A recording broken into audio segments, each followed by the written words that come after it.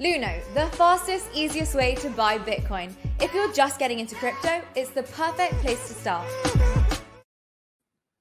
Hey guys, and welcome back to the Layah Heilpern show. As usual, it is powered by the VC firm Icon Plus Capital, and it is sponsored by BlockFi. So right now with BlockFi, you can get up to, I think it's around 9.5% interest on your stablecoins.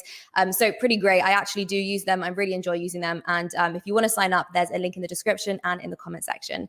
So today we have a really exciting guest. We're going to talk about a really broad range of topics. So it is the macro investor, libertarian, YouTube host, TradFi expert, and all-round extremely knowledgeable individual. It is George Gammon. George, welcome to the show. Thank you for having me. Yeah, it's quite a list of qualifications, but one thing I'm not good at is social media. So hopefully I got that tweet right. Yeah, no worries, no worries. We'll see how that goes. But yeah, it's good to have you. We were chatting earlier and I was saying that I've been following a lot of your content, your YouTube content, but in particular with everything that's going on in the world right now, you have some very insightful views when it comes to the lockdowns and the increased government intervention that we've seen. So I want to talk about everything. So I'm really excited to have you, but I would really just like to pass it to you actually and ask you, what would you say right now is the most important topic to talk about? I know that there's inflation and you've spoken a lot about that on your YouTube, but what for you right now is the most concerning thing? Well, it doesn't matter how much Bitcoin you have, gold, silver, real estate. If you ain't got freedom, you got nothing. Absolutely. So that sums it up. If you're locked up in a cage, it doesn't matter what your portfolio looks like. It doesn't matter how many dollars you have in the bank. And what people need to realize is it's not just about freedom. I think that's priority number one. But it's also about understanding what wealth is. And wealth has nothing to do with your bank account. Wealth has to do with how many goods and services you have access to. And I always use myself as a good example. My portfolio today has a bigger number on it than it did in 2019. But am I richer or am I poorer? Well, obviously, when we look at the standpoint of freedom, I am much, much, much poorer. But even if you look at it from a standpoint of how many goods and services I have access to, I'm also poor. The last time I went to Whole Foods, 20% of the shelves are barren. So that means I can't buy that stuff. It's almost impossible to get a reservation at a restaurant, as an example. It's, I mean, you go down the laundry list of items that are no longer available. And again, it doesn't matter if your portfolio is done well. You are poorer today than you were in 2019. And people really need to understand that. They need to open their eyes. I always use the example of a deserted island, right? If you're there with a chest full of $1 billion or $1 billion worth of gold, or you've got your $1 billion worth of Bitcoin, are you rich or are you poor? You're dirt poor because there's no stuff. And this is what people need to realize. And, you know, there's this massive push towards authoritarianism, but there's also a massive push to try to convince people that they don't need to produce, that they can just sit there and float through life and they can speculate, they can gamble. Or now, you know, we're looking at what's coming out with Best Buy, Nordstrom's, and Gap. Now we're incentivizing or we're telling people that they not only have to go to work, but they can just steal whatever they want because they're not going to prosecute anyone that steals a dollar amount under $1,000. So it's this whole just bizarre push that we have in the United States and in the Western world, and as far as freedom globally, that I think takes us to a very, very dark place. And this is the road to serfdom. If people don't see that, they're just not paying attention to history. You know what really concerns me? It's the lack of outrage that we've seen. So in Austria, vaccines are now compulsory. So we don't know whether that means you go to prison or whether you get a fine or whatever that means if, you know, the government takes, if you don't allow the government to have full say over what happens to your body. So why, you know, it's so obvious for you and I, but why do other people not see it? Because all they do is pay attention to bumper stickers on CNN and MSNBC. These bumper sticker slogans. What they're trying to do is they're trying to take complex topics and they're trying to understand them with very, very basic slogans that you can fit onto a bumper sticker. And unfortunately, the cerveza sickness, if you want to call it that, it doesn't work that way. It's like the weather. It's like the economy, that it's incredibly complex. And to sit there and just say that a medicine, as an example, is just quote unquote good, or it's quote unquote safe. What does that even mean? You've got to define those terms. And I think, I was listening to some people in the mainstream media and their arguments that they have, because I always constantly ask myself, maybe I'm missing something, Yes. right? And it's the bottom line is they're not doing any research, because you have these slogans that are just repeated over and over and over and over again in the mainstream media. So people that don't have the time to do the research, they just think they're obviously true, when in reality they have nothing to do with what is accurate, and they're just completely fiction. They've been made up to push a narrative. That's really the bottom line. As an example, they're saying that these we'll call them medicines reduce the rates of transmission, and that's just not true. If you look at the viral load, that's the exact same, with regardless of what your medicine status is. That now you could say, well, it's a reduced chance of getting the cerveza sickness in the first place. Well, that's fine. But then you have to ask yourself, if someone does get the cerveza sickness and they've chosen to take the medicine, what are the chances that they get symptoms? It's a lot lower. That's the defined benefit of the medicines. Okay, so if you have that same viral load, if you're out there walking around, going to work, you're going to the house party, you're going to Thanksgiving dinner, you're doing all these things, going out to the mall, you don't even know you're sick. You don't even know that your viral load is so high that you're most likely transmitting that to other people. Whereas if you have chosen not to get the medicine, then you're going to know you're sick and you're going to have symptoms. So this is the nuance that is required in these types of debates that are completely void in the mainstream media. And unfortunately, the people just go along with it. And I don't, that's the part that I can't understand why. I think we need to have some level of skepticism, especially when these institutions and politicians have been lying to the people from the get-go. I mean, how many times does someone need to lie to you until you become skeptical of what they're saying, right? I mean, when Fauci comes out and says, oh, masks don't work, and 2 weeks later, oh, masks work. And then Biden says in December 2020, we'll never have mandates in the United States. And 6 months later, you got mandates in the United States. He says, oh, we're never going to need boosters. And he says, oh, well, actually, yeah, you need boosters. And they say, well, why? Why did you lie? Well, we had to. Because if we wouldn't have lied, then people would have done what we wanted them to do. And they just come out and admit it. So I don't understand how someone, as an example, the 5-year-old child, can listen to an individual or an entity that has lied to them over and over and over and over and over again, and now tells you that a specific medicine that we really don't know the long-term consequences is quote unquote safe for your 5-year-old. How do they believe them at this point in time? It's absolutely staggering to me. But the good news is you're seeing a lot of people really push back. I just did a story about 600 employees at Google that signed a manifesto to the management where they're pushing back against the mandates, and they're articulating their position extremely, extremely well. And I think that's another way that you can determine who's kind of right or who's wrong on this topic is listen to the people who are opposed to the mandates and listen how well thought out their argument is and how much data they have and how many studies and facts they have. And then listen to the people in the mainstream media that are just telling you just to blindly take this, foreign substance and inject it into your body, regardless of whether or not you have natural immunity, or regardless of whether or not you're pregnant, or regardless of whether or not you're 5 years old. Listen to their arguments, and you'll notice how shallow they are. They're completely void of facts or data at pretty much every level. And I think that's another way that you can easily tell, who you should believe, who you shouldn't believe, or at the very least, be skeptical of those individuals and entities that are just, espousing these bumper sticker slogans with nothing to back them up. So the question then really is why? Why are they lying? Why are they mandating these things? If you brought up a really interesting point.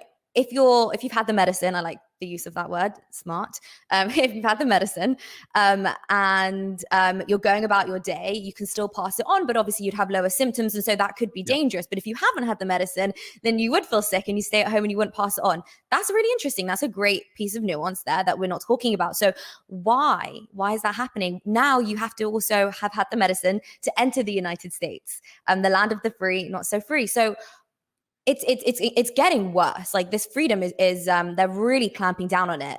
Boosters, just to say, they also spoke about in the UK, people over 65, if they haven't had the booster, then maybe they may not be able to take part in certain parts of society. So that would be my parents, unfortunately.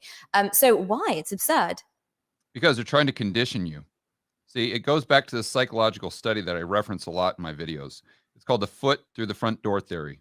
And what happened, these psychologists, I believe they're in California, they went into this neighborhood and they asked the first group of people if they would put a small sign in their front yard. I think it's something to the effect of, please slow down. And the group of those individuals who said yes, they kind of put them in a bucket. Then they went to another group and they asked them to sign a petition. So something a little different. There was an ask there, but it was slightly different.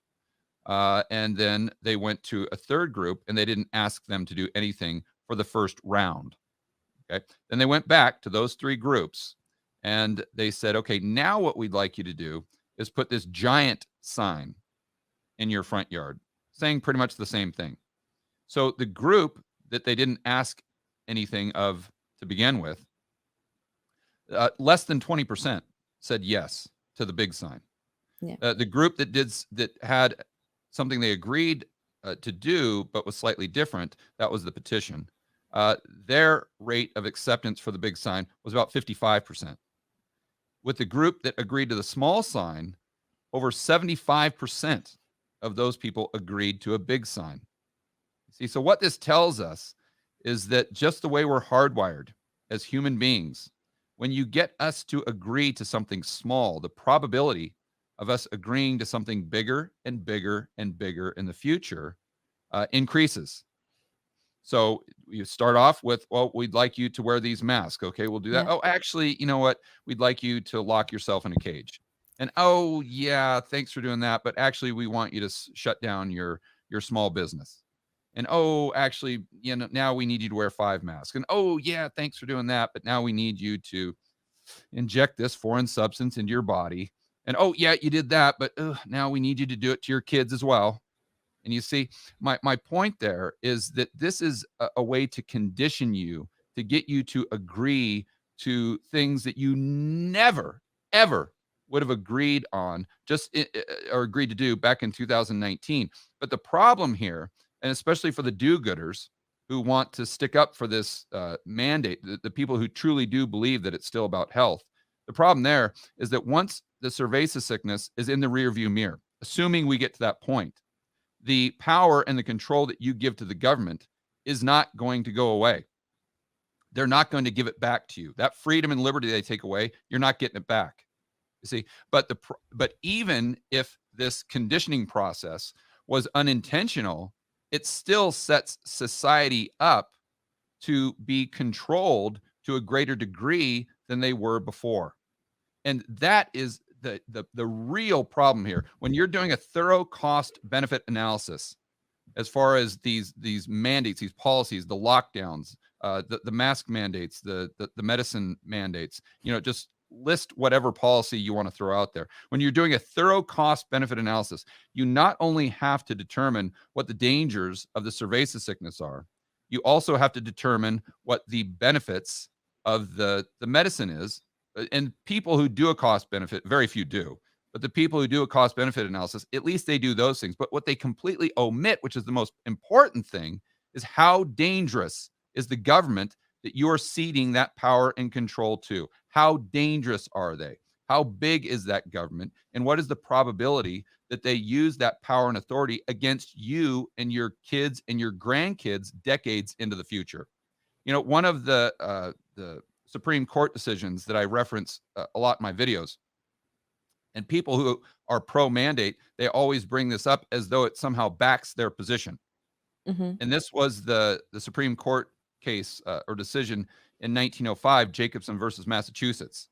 And this was regarding the smallpox medicine, Yeah. we'll call it. And this was not to force people to get it. It was just they had a simple fine if they didn't. It was $5, the equivalent of about $150 today. And so this Jacobson fellow said, no, I'm not going to do that. So it went to the Supreme Court. The Supreme Court sided with Massachusetts. So he had to pay the $5 fine. And so people reference that and say, well, there you go. There you go. See, the Supreme Court already decided on this in 1905. So the government should have the power to do anything they want today. Because back in 1905, they made that decision. You see, but what they're not, or what they're omitting from the argument, most likely intentionally, or maybe they're just completely ignorant, is the Supreme Court decision in 1927. And this was Buck versus Bell. So the reason we got Buck versus Bell, or the reason the decision was made, is they directly referenced the 1905 decision. So this set the precedence for what we saw in 1927, Buck versus Bell. Well, you say, well, what was that decision? That's the decision in the United States that legalized eugenics. Okay, most people don't even know that was part of American history because we like to sweep it under the rug. But 1927, the Supreme Court said that it was legal to force sterilization upon people in the name of eugenics. And the precedence they used for that decision, again, was 1905. So the cost-benefit analysis today that we need to do is not just what's happening today or in the next 6 weeks or the next 6 months, but we need to ask ourselves, if we give the government this type of control and power, if we set this precedence today in 2021, what's it going to look like in 20 years for our kids and grandkids? That's the question we really need to ask, and no one's doing it. I think that's such an important point because, I mean, earlier you mentioned, did we not learn anything from history? And people often say, we have a great government. They care about us. They're very nice. What's the problem, particularly with the Democrats and all of that? So how would you put it to somebody? You know, how would you put it to someone? And you would say, what do you mean you trust your government? How can you trust your government? You don't know who could be in power tomorrow. And how can you, Yeah, it's easy. All I have to do is look at the size of government because there's a direct correlation with the size of government and how psychotic the people that apply for those positions are going to be. So true. Or the level to which they're a sociopath. Because you think about it, the larger the government is, the more control it has over the economy and society and the individuals in that society. So if you're someone who is a sociopath, well, then you have a strong desire and an insatiable lust to have power over other human beings. And therefore, you're going to do your best to become a politician. And you're going to do your best to work your way, to steal, to lie, to do anything that you need to do, which is basically how politicians win. You're not going to have any moral backbone. You're not going to have any ethical North Star whatsoever. You're going to crush whoever you need to crush. You're going to say whatever you need to say to get to the top because you have that insatiable lust to control other people. See, you're psychotic, right? Now, if we had a small government like we did, let's say back in the early 1800s, well, then you would have people like George Washington, where you literally had to twist their arm for years to get them just to be the president of the United States. And they kept saying, no, I don't want to do that. I just want to go up to Martha's Vineyard. I want to be a farmer. No, I don't want to do that. Why? Because that attracted the right people. When government is small and government doesn't control the people, or maybe better said, when the government is afraid of the people, instead of the people being afraid of the government, that's when it attracts the people that you want to have as politicians, right? When the people are afraid of the government, when it has that much power and control, then you're going to get people in there that are these future dictators or have the propensity to be a dictator. And even if you say, oh, George, that's crazy talk. Oh, that's never going to happen in the United States. Oh, really? Oh, really? Well, look what is happening right now in Australia, where they're literally sending people to quarantine camps that not just have the cerveza sickness, but anyone that was in proximity of those people, and not in the entire country, to be fair, but even if that's happening in small territories, what's the next step? You don't think that we're on a slippery slope right there? And see, the people will always push back and they'll say, oh, George, well, that reference to the 1930s in Germany, that's just using, hyperbole. That's just Is it? exaggerating. That's just going over the top. That's ridiculous. Give me your proof. Why? See, that's what those people can't do. They can't give you a reason why. Why is Australia not going to be Germany in 5 or 10 years? Why? Is the probability absolutely zero? No, it's not. And I would argue they're getting closer and closer and closer to that, all in the name of safety and freedom, or safety and security, which, by the way, was the exact same argument that they used in the 1930s in Germany. People forget that those Germans that went along with that campaign, the ordinary, average Joe and Jane, these people were not demons. These people were not immoral. But they were persuaded, because we have this flaw as in our hardwiring, where we are easily persuaded to do something that in another circumstance would seem absolutely crazy. Yeah. And we need to realize our vulnerability to that. And Australia is a perfect example. See, so my point there is, if you go back to 2019, I would have told you that they'd be sending people to essentially prison camps in Australia in a year and a half. You would have told me that I was out of my mind, that I was. I'd probably believe you. The probability of that was literally zero.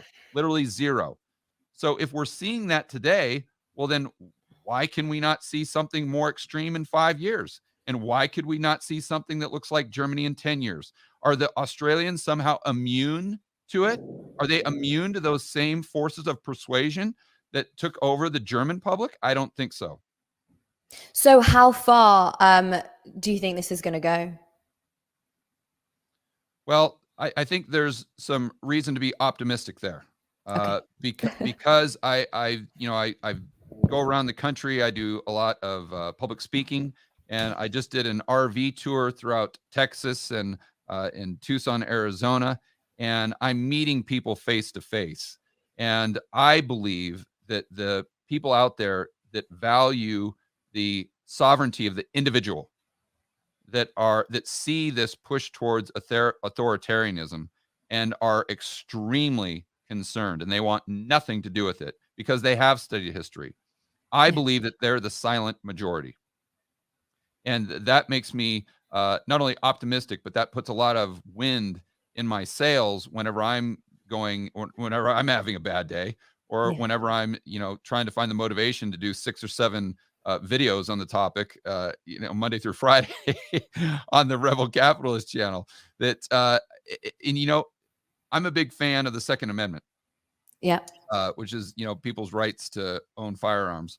But I'm an even bigger fan of the ability to have like-minded people come together and practice civil disobedience. I think that has even more power. And the example I use is Phoenix. That's where I am right now. A town of about 4 million people. So if you would have gone back to the lockdown, let's say in March, April of 2020, and you would have had 300 or 400 guys that would have gone out to the streets, that would have posed the mandates with guns, let's say, they would have been wiped out, instantly by the military or the police. Who knows what would have happened, but that would not have gone well. But if all 4 million people would have just said, no, we're not going along with your lockdown. I'm going to go walk my dog. I'm going to go to the gym. I'm going to go to my college. I'm going to go to the restaurant. And the small business owners would have done the exact same thing. And as a group, they would have practiced civil disobedience. What could the government have done? What would the police have done? What would the military? Nothing. Absolutely nothing. And another great example is the Berlin Wall. Yeah. How did the Berlin Wall come down? Was it that East Germans just went out there with a bunch of guns? No. It's just that you had a group go out there that was fed up, that they got to the point, a tipping point, where they valued freedom and the freedom of their kids and grandkids far more than they valued their own safety. They went out to the wall, and then other people saw them do it. That silent majority. And all of a sudden, the silent majority wasn't silent anymore. And those people went out to the wall. Pretty soon, you've got these guards out there with the guns, but they're surrounded by thousands and thousands and thousands of people. And they know darn well that if they use one of those guns, their life expectancy is about 3 minutes. See, so what do? They dropped their guns, and the people tore down the wall, and that was the end of communism. See, it was from the silent majority coming together and practicing civil disobedience. And I think that that's something they did back then, very effective. And I think that's something that we can do today that will be just as effective. So this kind of makes me want to go down a little tangent. We don't have to go too far down it. I would be interested to hear your opinion. So civil disobedience, and you mentioned in Phoenix, the picture that you kind of painted to me was, strong men going out there leading the way. I don't really think of it as as women. I think of it as strong men. Well, I use the example of men going out there with the guns. Yes. Because I just wanted to point out that even if you got these strong guys out there that are 6 feet tall, 250 pounds, if they got it doesn't matter, they're going to get wiped out. When I'm talking about the greater power is when women, men, everyone stands together as a force and practices the civil disobedience. Yeah. But still, on that point of men going out there with the guns and so on and so on, I do believe that it would be, men are technically bigger than women, men are technically stronger than women physically. And I do sort of feel that it would be men, strong men, that would lead the way and fight communism. Like, I'm sure if we looked at the Berlin Wall, the ratio of men to women who actually were able to pull that thing down would be men. So a lot of people often say that there's a war on men right now, like a war on masculinity. There's like a lack of empowerment, the idea of toxic masculinity. We're not allowed to see men be strong. And they're kind of trying to pull men down to the level maybe physically where women are at. I wondered if you had any thoughts on that and whether you felt... they don't want anyone to eat meat. They just want you to eat more and more soy products, which will reduce the testosterone levels of the average male by even more than it's been reduced. I mean, the average testosterone level of a male in the United States, I don't know the exact figures, but it's dramatically lower today than it was, let's say, in the 1950s or the 1960s. So if you're a dude and you have low testosterone, that does not bode well for your ability to stand up and go out to the Berlin Wall. I can tell you, not only your ability, but your willingness to do that. That usually comes from a significant amount of testosterone. So I think that could be, and I don't have any facts to back this up, but that could be why when you see the World Economic Forum's plan for 2030, it's that you'll eat no meat and you'll just continue to eat these soy products, and there's no protein there. We don't want you increasing your levels of testosterone. We don't want you going to the gym, because we want all the males out there just to basically be neutered in the corner and just shut up so we can control society. Good to know that you share the same opinion. So you speak about the silent majority. How hard is it for you to go out and say these things? I personally find it very difficult. I still try to. I find it quite depressing at the same time, so I don't like to have my Twitter feed just full of it. But you have to be brave, and you have to be willing to be fired. You have to be willing to be ostracized. You have to be willing to have your family not speak to you. So how do you go about doing that? And what advice would you have for other people who feel the same way but are afraid to speak up? Well, let me, So first and foremost, with me, I feel a great sense of responsibility because I do realize that I'm in a very unique position. I retired in 2012 at the ripe old age of 38. So I don't need YouTube. I don't need a job. I don't need money. I don't need any of that stuff. I've got plenty of it, right? So I've got that financial freedom. Not only that, I don't have a family. Well, I've got a family. I shouldn't say that, but I don't have a wife and children. So I don't, and not only that, but from a standpoint of what I do, I don't have any investors. I don't have anyone that is relying upon me to a significant degree. So I can be as irresponsible as I want to be. and I've got the financial wherewithal to weather any type of storm. So I realize that this movement, if you want to call it that, it needs people who are willing to go out there and be a lightning rod, Mhm. and that don't have to back down to the vocal minority, let's say, the mob on social media, on Twitter, or wherever they sprout up. And again, I realize that I'm in a unique position there, so that just gives me a further sense of responsibility to make sure that I am standing up and fighting for the principles that this country was built on, a really Western civilization was built on, and really standing up for freedom, liberty, and free market capitalism. Now, as far as the average individual, I understand they are not in my position by any stretch. So they have to be very cognizant about what they say. I think some of the things that you can do to move the needle is just really with your friends, family members, coworkers. I would start talking to them about Bitcoin. I think one of the, people always like to talk about the price direction of Bitcoin, where it's going. I think that's the least interesting thing about it. Oh, yeah. I think that's maybe a way to sink the hook, because a lot of your, I call them friend and family member Freds, just your typical, CNN viewer there that on your Facebook feed or whatever. They might not get interested in Bitcoin if you start talking to them about the principles of Hayek Yeah. or Mises or something like that. But if you start talking to them, oh, did you see Bitcoin went up by 20% or 100% in the last 6 months? Oh, really? Wow.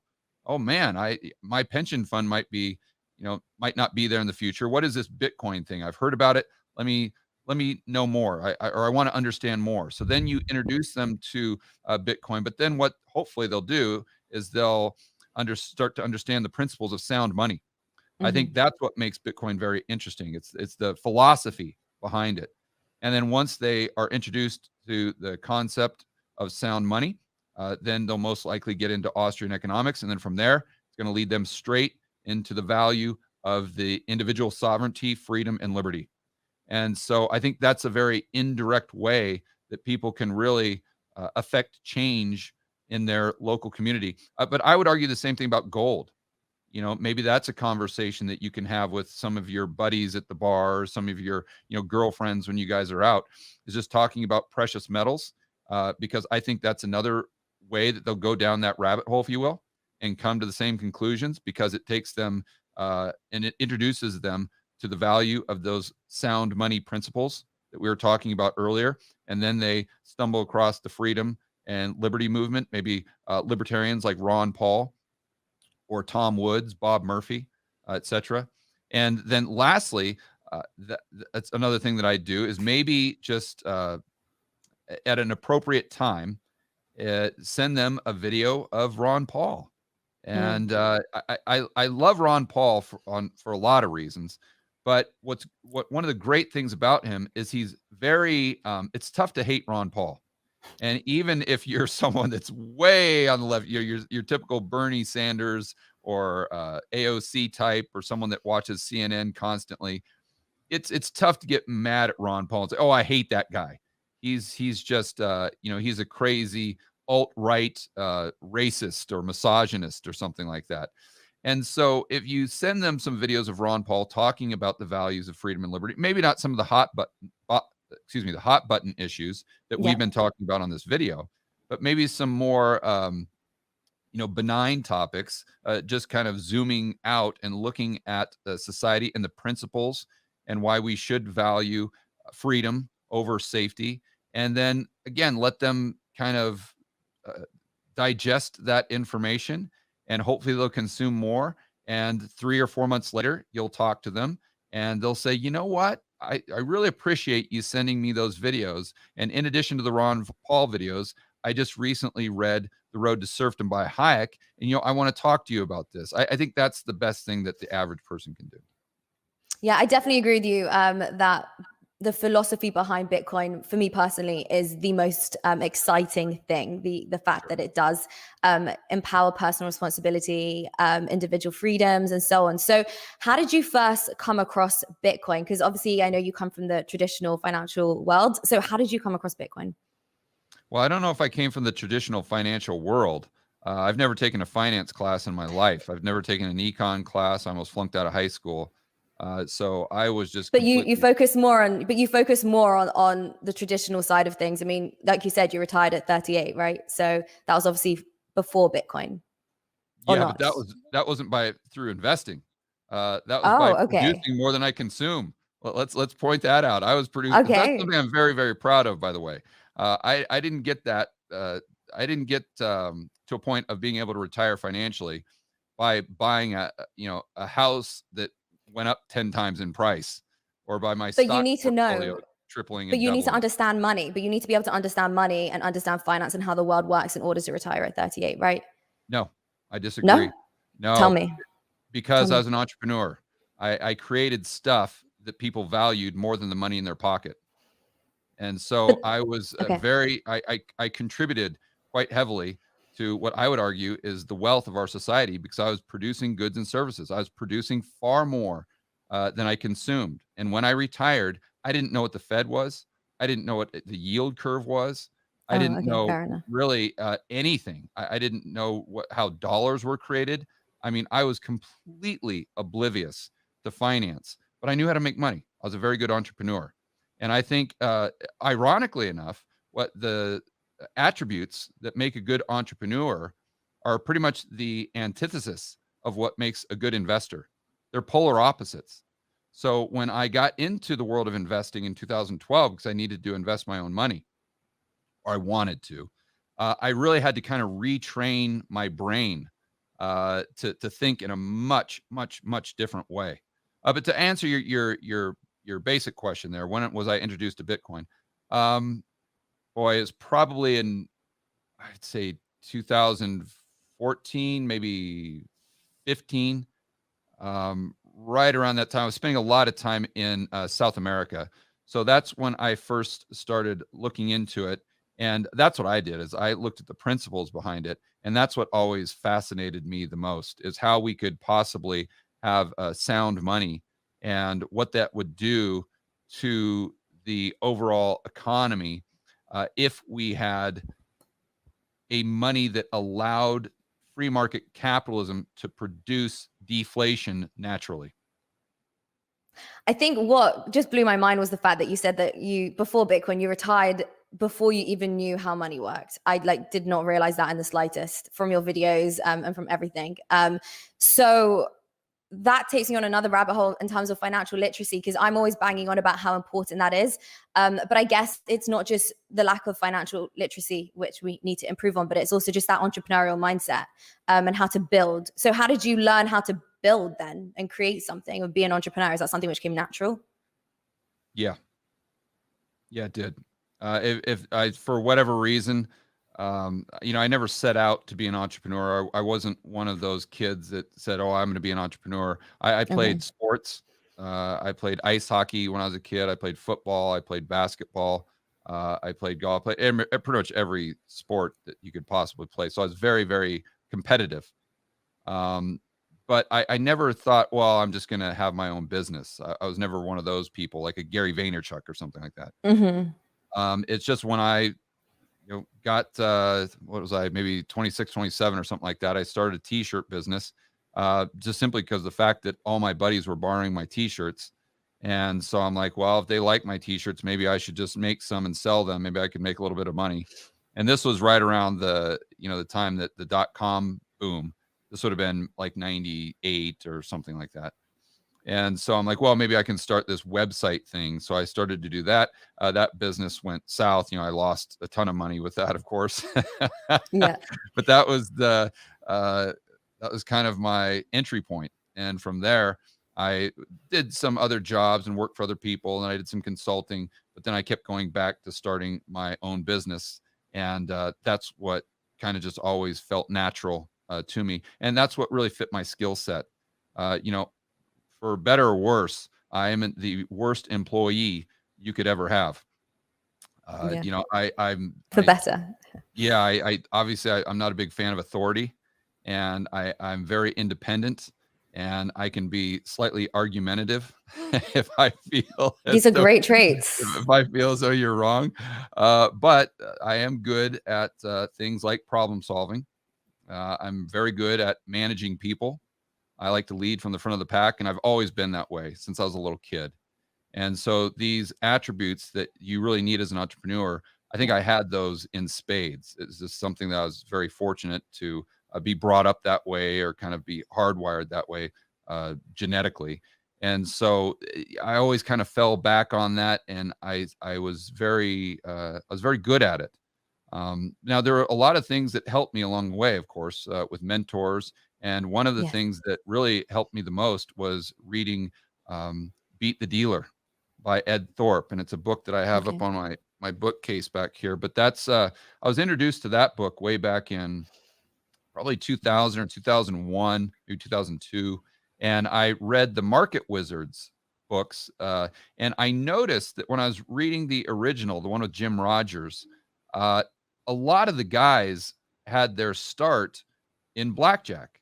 And I'm like, well, that's weird. Why? Why? Yeah. And so you go into, then you start to understand how important probabilities are when you're a trader, or when, even if you're a long-term investor. And then I said, okay, if I want to be better at money, if I even want to be better at my business, because again, back then I knew nothing about economics or finance. I was just trying to improve my business, Yeah. or my business ability. I said, maybe I should learn this blackjack thing, because it would help train my brain to think in terms of probabilities. So I started counting cards, and I would go up to the local Indian casino. I remember I was in San Francisco in Marin County, and I'd go up to the local Indian casino, and on the weekends, and I would literally be there 8 hours straight, just counting cards and playing blackjack. And I would make very, very small bets, so I'd never get kicked out or anything. But the whole purpose was just to get my brain to think in those terms. And then I did that for probably 6 months or so. And then I started to apply those principles to the next business that I had, and just really try to make it a numbers game. And I won't go into great detail, but I think that's one of the main reasons why that next business became so successful. And the business after that is the one where I'd really fine-tuned those ideas and that skill set, along with the skill set we were talking about earlier with problem solving and managing people, and being very ambitious. That's Yeah. another one, and self-starting. But I was able to combine all those. And then in 2007, I started a business that was, from a financial standpoint, was extremely, extremely successful. Yeah, I think I'm still so fascinated by the fact that you just didn't have that financial literacy. I think your story is really interesting. I think I love the fact that it is all about having those skill sets, being, it's not just about having a vision, but it's about not being agreeable, being competitive, slightly aggressive in some ways with your goals. So yeah, I think that's really important. I even think it's important sometimes for women to be aware of those things, because I don't think those kind of traits come naturally. So I often say, if women do want to be that CEO, or be more successful, whatever it is, then you're going to want to adopt those masculine traits at times. So I think that's interesting. But I want to talk a little bit actually about inflation. I saw a couple of videos that you had posted about it. And I think what's fascinating me right now is the video that just surfaced. I think it came out of the UK actually. And it was sort of saying that economists didn't know that inflation was going to be like this. So like, how do I know? Like I'm in my 20s. Like how do I know that inflation was going to be awful after all the money printing, and by the time they open up the economy? So how did they not know? Did they know? Are they lying? What's your take? I think they're just ignorant. And what happens? Really? Are What they I've that noticed, ignorant? yeah, I think so. What I've noticed is, as we're raised as kids, we have a significant degree of common sense. Okay. The BS meter, I think, is very fine-tuned. And when people who are interested in economics or finance, when they go to college and actually study economics, the whole process, I think, is really meant to replace the common sense with graphs, models, charts, and what you would expect from the School of Keynesian economics. And Right. they really need to kind of brainwash you. It's like, Remember that scene in Zoolander, the original one, where I haven't Ben seen it. Stiller, where Will Ferrell is trying to brainwash him, and all these little candy canes are going by the screen. You see the cartoon where the dog's got his eyes, like the toothpicks in his eyes, and they're trying to brainwash Okay. him. I think that's what you have to do to an individual when they study economics in college. You have to Wow. brainwash them, and to a point where they completely forget common sense and they completely rely on these economic models that might look good in a textbook, but when you actually apply them into reality, they really don't work. And so that's what I think they kind of fall back on, because if those economic models weren't true, you got to take your stereotypical PhD economist. Hmm. And if those models weren't true, then that would mean their entire career has been a farce. Their college degree is a farce.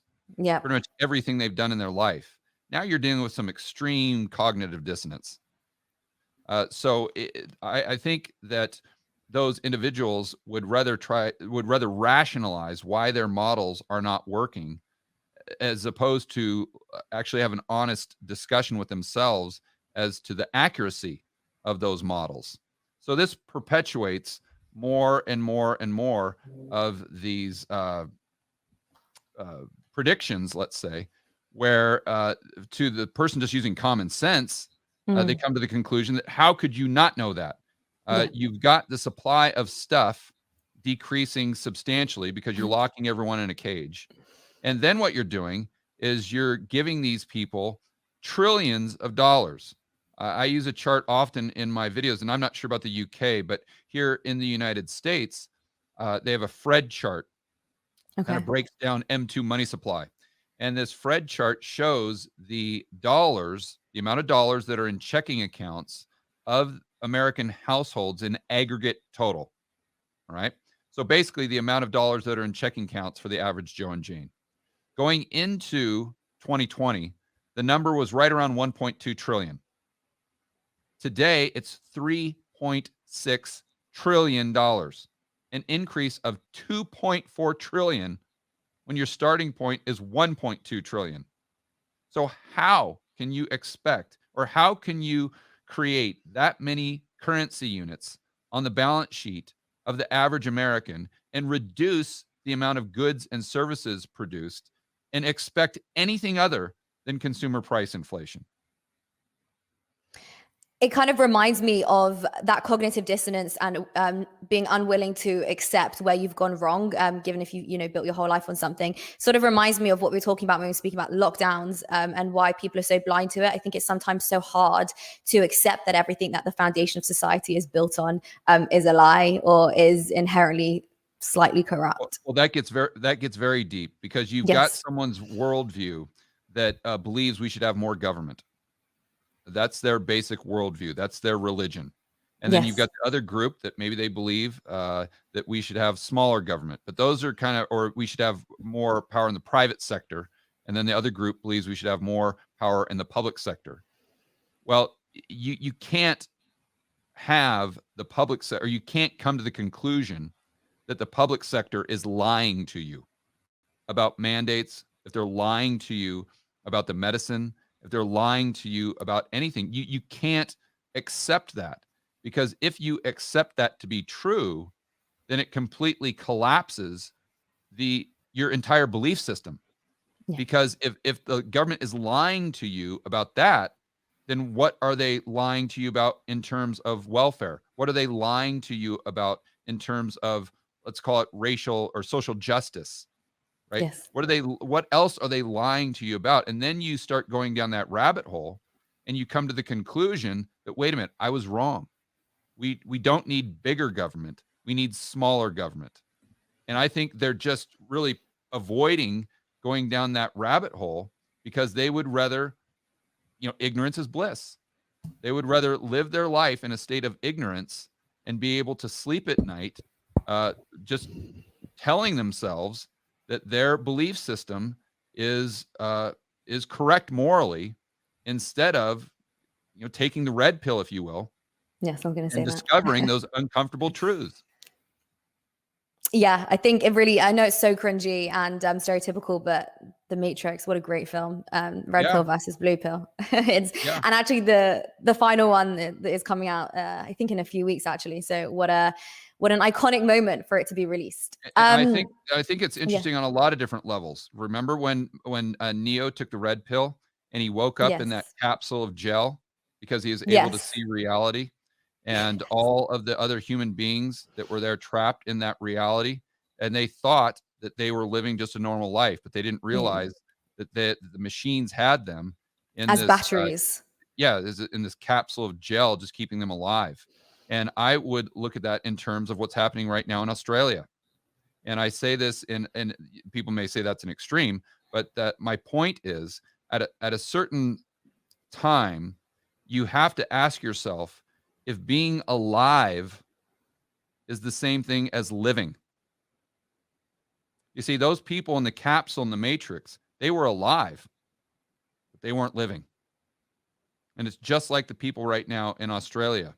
They might be alive, but they're not living. The government is stealing years away from them, ironically, all in the name of safety and the greater good. Yeah, I think you speak so eloquently about it, and I really appreciate you speaking out about it and coming on the show and really just going through all of this because it's so it's awful. For me, it's so unethical. I've been talking a lot about it on across my social media stories, and just unethical is the only word that I can really come to. I don't think there's anything okay about it. And you're right, stealing people's time. Like I feel that way. I feel I'm in my 20s. I feel like my time is literally being stolen. But it's okay. I will. I have other ways to live That's a what great people life. have to do. They have to they can't just look at lives lost. They have to look at Yeah. years lost. So let's look at Yes. Australia again as an example. The average age of someone there that has passed away from the cerveza sickness is 82 years old. So let's just give all Yes. those 82-year-olds the benefit of the doubt and say they would have lived another 5 years, which is highly unlikely. But Highly unlikely. Yes. let's just say that they did. And let's say they have zero or they have 1,000 deaths, something like that. And you compare that to Florida, a country of relatively the same population. They have, let's say, 50,000 deaths there. You say, well, my gosh, Australia is doing so much better of a job. Well, let's just say that they would have had the same freedom. They would have not have gone down the path of turning their country into a totalitarian police state. Well, then they would have had an additional 50,000 deaths. Let's just use round numbers. Okay. Well, what you're doing there is you're saying that those 5 years for the 82-year-old, you're going to have another 50,000 of those. Okay. So how many years does that equate to? That's 250,000 years. Okay. So you'd have an additional 250,000 years loss. We say, George, Okay. that's absolutely catastrophic. That's horrible. We can't have that.